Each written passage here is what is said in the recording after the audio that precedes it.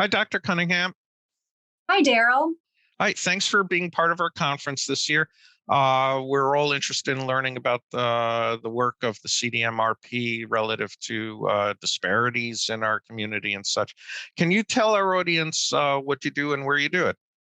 Yes, certainly. So first of all, thank you so much for inviting me to provide some information to this audience and, to be a part of Malacare's upcoming meeting and conference. My name is Melissa Cunningham. I'm the program manager for CDMRP's Prostate Cancer Research Program, or PCRP as we call it for short. I've been managing the program for about 7 years now. And actually prior to that, I had spent another 4 years managing the actual grant portfolios that the program funds.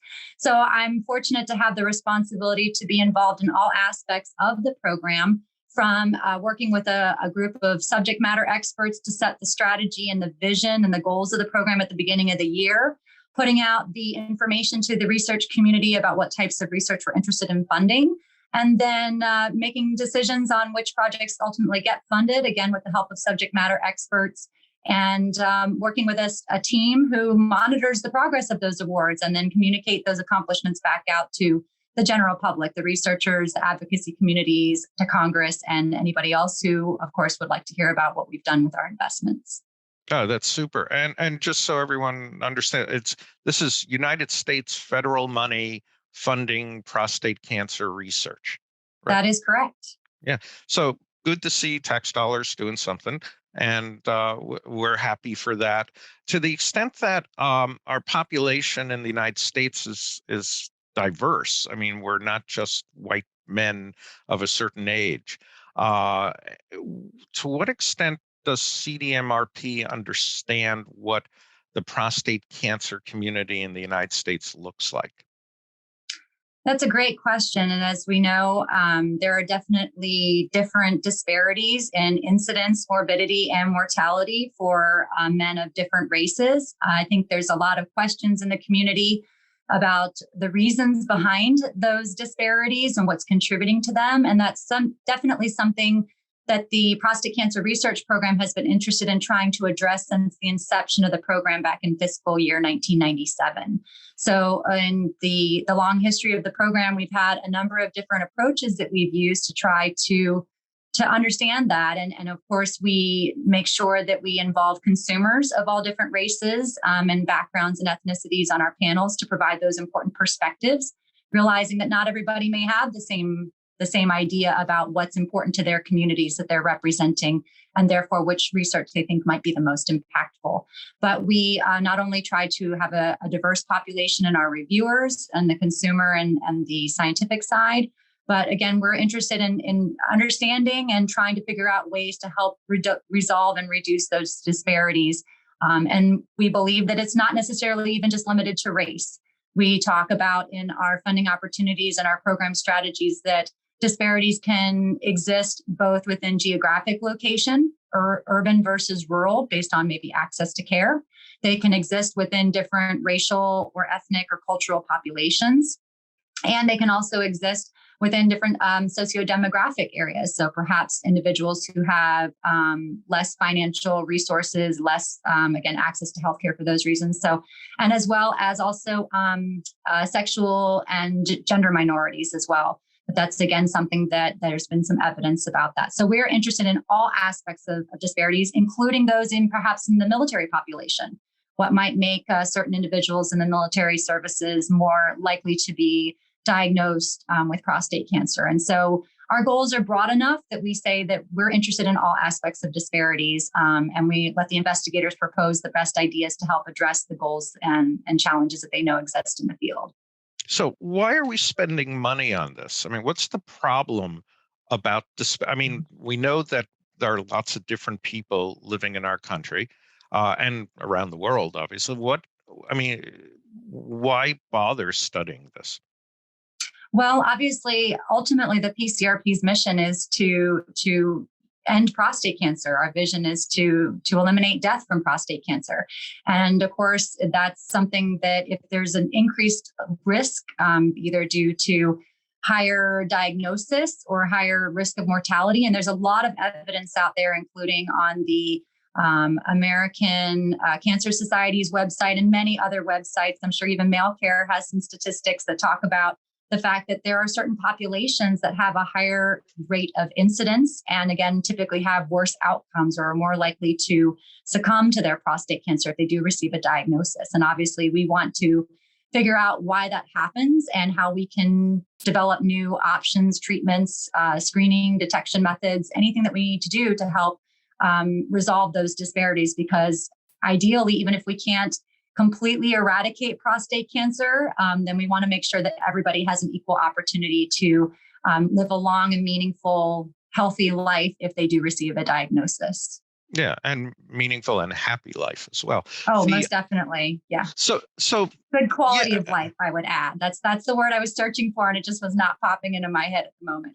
I know multi-syllables have left us during the last year and a half. So, but what we're really talking about is that certain groups of men die at greater rates than other groups. Certain groups of men have distress at higher rates than other groups. Gay men report higher mental and emotional negative impacts during the course of their prostate cancer therapies. On the other hand, gay men in the advanced stage seems to do better than heterosexual men. We don't know why. Black men in Malecare's community, which just recently topped 80,000, which is extraordinary.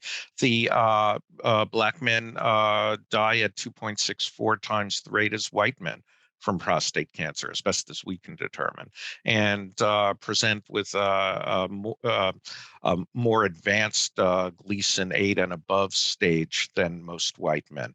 I think it's 60% higher rate, or however statistics play out. As a social worker, I get the excuse of not knowing how to describe these things very well, but it sucks. It's an extraordinary. We wouldn't tolerate these kind of numbers in the common cold. Good that we're addressing them now. What are the questions that CDMRP funded investigators are asking? Well, they ask a lot of different questions. And of course, we aren't able to fund all of those questions with the resources that we have, which we're very thankful to have a pretty robust budget. We do have $110 million, although we don't devote necessarily all $110 million specifically to disparity related questions. The questions vary greatly. And in fact, in our one of our particular funding opportunities, which is called the Health Disparity Research Award, that's actually even a funding opportunity that we have specially designed and carved out specific funding to address health disparities.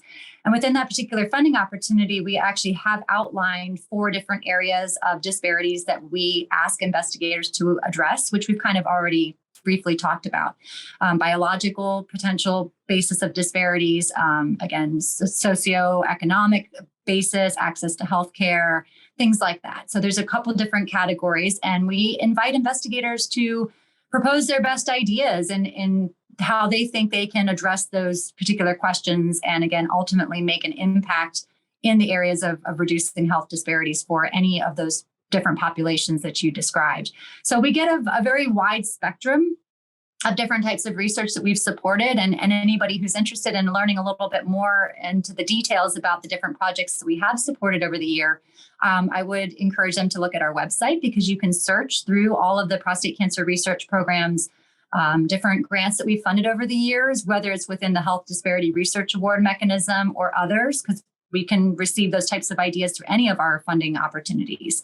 But again, they will talk about the different categories or scientific groups of research that we support. And we've, within the realm of health disparities, have looked at, again, biological factors, whether or not there are certain biomarkers or pathways that might be contributing to that increased aggressiveness that you noted that many, for example, Black men are noticing when they do get a diagnosis.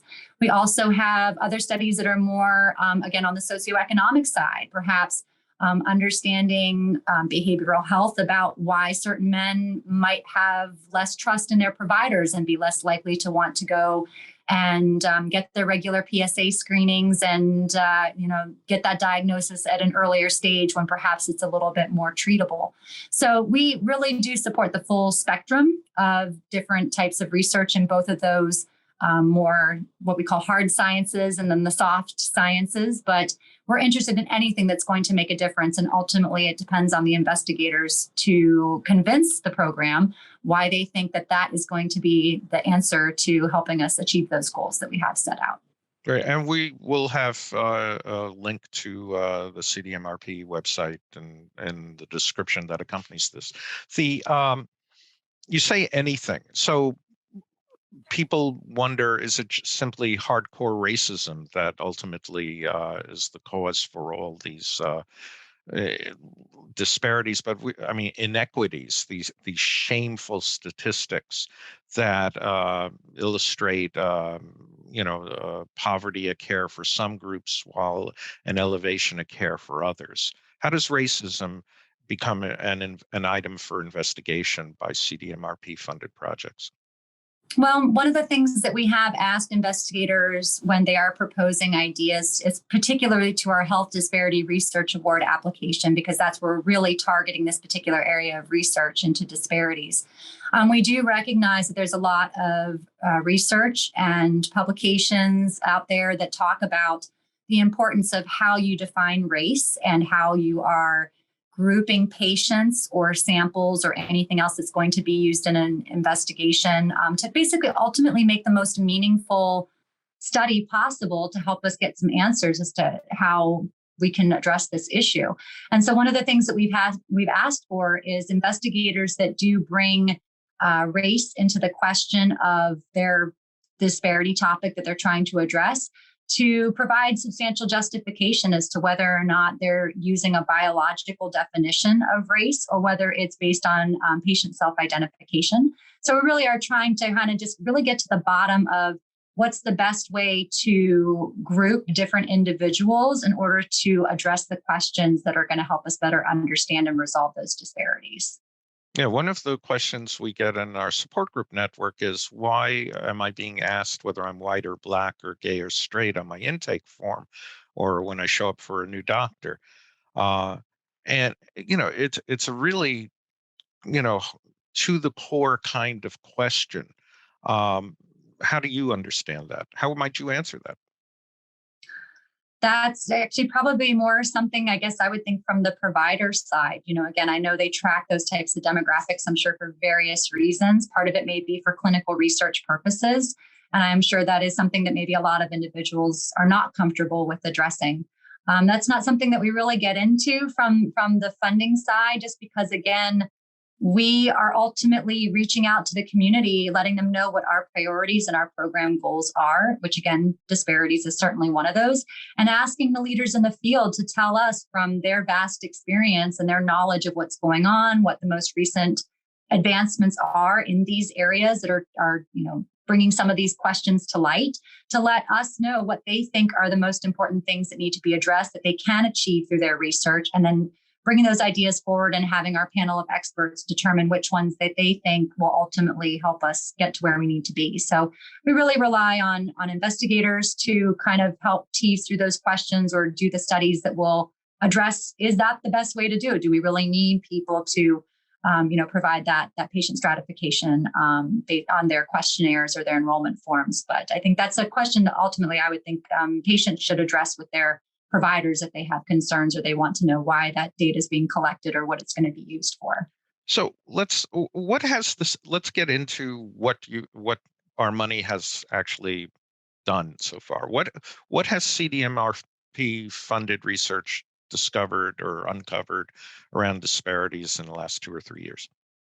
That's a very difficult question to answer, just because, again, over I think it's more than 22 years of funding. We've funded thousands of studies in the program. And of course, there's a significant percentage of that is focused on disparities. But of course, not all of the results are always something that shows immediate impact in the community. Sometimes those advancements and those new contributions to scientific and patient knowledge take time to actually translate to the clinic. Again, there's a lot of outcomes and information about the publications that individuals can look at when they're looking at specific disparity projects on our website if they're interested in learning about a particular area of interest. But as I mentioned, we have looked at both biological contributors. So we've had studies that have identified certain genetic differences in different populations, not even just necessarily African Americans, but also Hispanics and other groups, trying to understand biological differences. There's a lot of individuals that are still following up on those to see, again, can we make clinical meaningful impact with that information? And then a lot of other questions that are looking at literacy of patients, again, how does that impact their decision making? A lot of different things. So it's kind of hard to talk about one most meaningful result. I think they're all contributing to a larger body of knowledge that's hopefully continuing to push the field forward and getting us closer to the answers that we want to have about how we can, again, reduce these disparities in different populations. Are there investigations in religiously, segmented communities? I'm thinking Orthodox Jewish, Mennonite, Old Amish, communities that for dozens of generations perhaps have self-isolated, married within the community, kept a fairly stable and stovepipe genetic pool going on. Has CDMRP research looked at any of that? To my knowledge, we haven't supported anything in that area. I know it has been a topic that's been brought up, again, as to a different group of population, of individuals in the population, difference in their risk level or, again, an outcome. So we're aware of that. But again, ultimately, the way the program is designed is to ask investigators to propose their best ideas based on what's going to help us achieve our goals. And so we're certainly open to those types of research.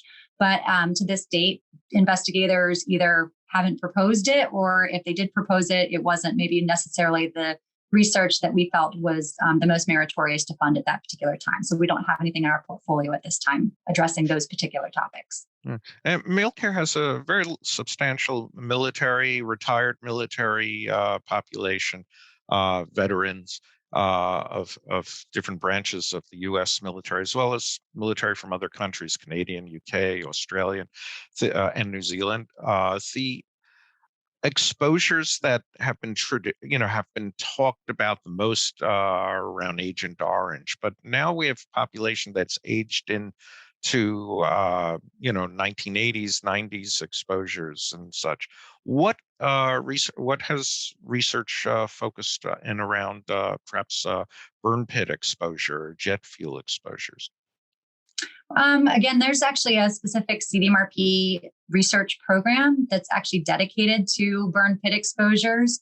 So I think obviously that's not necessarily dedicated to prostate cancer, but I think a lot of investigators who might be perhaps particularly interested in the effects of those particular environmental factors are potentially maybe interested in applying to that particular program. Again, with the way that the prostate cancer research program is designed, most of our goals are more broadly applicable to hopefully all members of the prostate cancer research community. And we're certainly open to investigators proposing specific goals and questions like that. And of course, we, as a member of the DoD, are always interested in trying to identify any research that might be of particular interest in the military service member or veteran population. But as Congress has asked us to just basically support peer-reviewed prostate cancer research, and they don't give us any specific directives as to a particular area that they want us to focus on, we try to leave it broad and keep our goals broad enough that we're going to make progress in certain areas, but leave it up to investigators to decide what specific areas they think they are best able to address and that they would like to propose for consideration. Cool. And does CDMRP research also look into Native American populations and distinct reservations and nations? I don't, again, think we have anything specific for that. I'd have to look through our portfolio because, again, there's unfortunately too many awards to individually keep track of.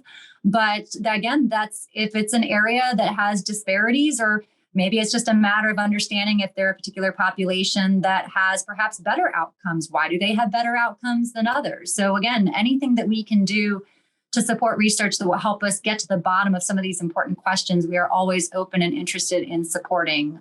We don't necessarily limit ourselves to any specific population. Right. And men with prostate cancer and transgender women with prostate cancer who come from let's say an underserved community, be they Black or Latino, Latinx, or anything else, they usually don't stand alone. They have family, they have friends that look and like them and come from similar background.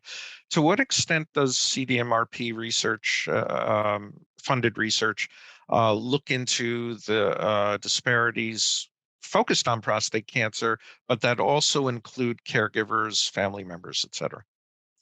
We don't really have anything that specifically talks about that aspect of disparities. We do actually have a different goal, a strategic goal that the program has been interested in for a while that tends to focus a little bit more on the caregiver side. And it's really about improving quality of life and outcomes for patients, recognizing that that definitely impacts the family members and the caregivers of those patients that perhaps are struggling in those areas. But regarding disparities specifically, usually we're primarily focused on trying to understand why certain populations have that increased risk of either diagnosis, aggressiveness, mortality. And of course, again, if there's a particular idea that an investigator would like to propose that might utilize certain aspects of their community or their family, whether that's, contributing to better or worse outcomes, that's something we would still be interested in if it helps us address those bigger questions of trying to reduce disparities. Are there opportunities for lay people to get funding for, even on an incredibly tiny scale, like a high school project, for something that's relevant for CDMRP? There are certain rules and regulations on our contracting side. I believe that you have to be from a certain type of an accredited institution. That doesn't mean necessarily academic, but we have industry partners. We have certain other types of perhaps, I don't know if that also includes nonprofits or not. You're putting my acquisition knowledge to the test here to try and remember all the do's and don'ts. But, for example, here's one thing, though, that I would like to point out is that we actually had a particular funding opportunity this year that is still in the review process. So unfortunately, I can't say what projects have been funded yet, but it was actually a collaborative type of funding opportunity. It was called our Health Equity Research and Outcomes Improvement Consortium, and we nicknamed it HEROIC for short. But basically, I'm really addressing these goals that we've been talking about today and really trying to make a significant impact in this area through a sizable investment. And within this particular funding opportunity, we actually included the requirement that the investigators work with the advocacy community by involving consumer representatives into all aspects of the project. So not necessarily recruiting them as subjects or patients, but including them in the design, helping them to bridge perhaps the connection and the communication between the researchers and the community that they're trying to impact. But again, really involving those very important individuals that have the best insight as to what's going on and the issues that need to be addressed into the actual research project. And so we're hoping that, that would certainly be an opportunity to involve people at many different levels who could really have a meaningful impact in the direction of these types of projects. Well, that sounds great. I hope that someone there will look to Malecare as a potential partner and members of our community as well.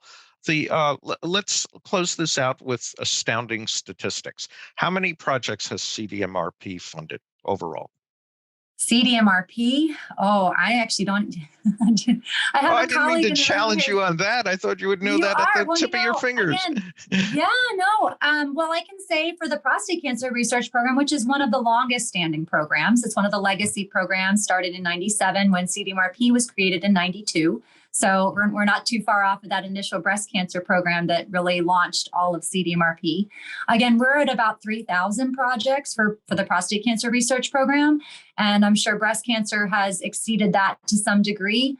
As far as total numbers, when the organization continues to grow at such a rapid rate, we're up to about 36 different research programs now, all at varying funding levels. The amount of research that's been supported is astronomical, and we're at $1.2 billion in investments per year at this point. So I'm happy to say that the number is just of such magnitude that I'm not even sure what it actually is, but it's been a tremendous amount of research, all in support of the needs of, again, the advocacy community. That's really been the stalwart of why these programs exist. That's super. And so let's bring it to a little personal, though. What do you think? When you think of your work, I mean, you've been there 7 years or so. I mean, as you're putting your head on your pillow, I mean, do you think of something that just, brought a wonderful smile to your face and said, I am so happy to be involved with this kind of work because X, Y, or Z occurred? You bet. I mean, actually, and that's something that we unfortunately didn't have a lot of time to talk about today, given the particular topic that we were interested in discussing. But I'm really proud of the fact, and this, I think, even more emphasized in the discussions that I get to have with the patient community about the FDA approved products that our program has been able to support and get to FDA approval. We've actually supported about 10 different FDA approved agents, as well as a number of different diagnostic assays that are providing precision medicine options for patients to better determine which treatment might be right for them. I've spoken to numerous patients who have said, I've taken this X, Y, or Z drug that's been made possible because of the PCRP's funding. And because of that, I've outlived the expectation of what my doctors gave me. I've been here longer than anybody ever said I could be. And it's in thanks to this program's efforts. And that gives me tremendous job satisfaction and helps me come to work with a purpose every day to help continue to provide new advancements that are going to help, continue to help those men that are either still struggling with advanced disease or those that may be facing a diagnosis in the future. And hopefully we won't even need those one day because prostate cancer will no longer be here. But that's definitely given me tremendous personal satisfaction in helping to lead the program to those achievements. Well, thank you very much for leading the program. Thank you for the program. Thank you to actually who actually thought of this? It wasn't Ronald Reagan, was it? Or who actually? Oh, you're testing my historical knowledge. I didn't mean to do that one too.